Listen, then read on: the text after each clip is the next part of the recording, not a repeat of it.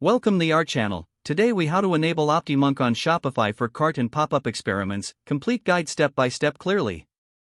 To enable OptiMonk on Shopify for cart and pop-up experiments, start by logging into your Shopify dashboard. Navigate to the Apps section on the left sidebar of your dashboard. Click on Visit the Shopify App Store to access the available applications. In the search bar, type OptiMonk and hit Enter. Select OptiMonk from the search results. Click on the Add App button to initiate the installation process.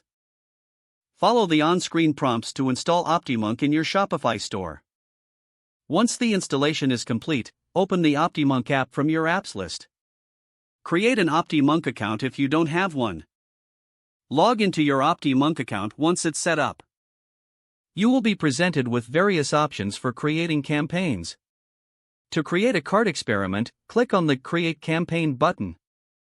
Choose cart as the campaign type for your experiment. Customize your cart pop-up as per your store's branding and goals. Add the necessary elements like discounts or messages to encourage conversions. Set the targeting rules to define when the pop-up should appear. For example, you can set it to show when a user adds an item to the cart. Adjust the appearance settings to match your store's theme. Once satisfied with your setup, click on Save to finalize your cart campaign.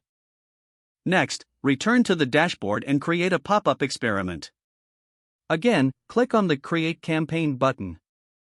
This time, select Pop-up as your campaign type. Customize your pop-up design with relevant offers and visuals.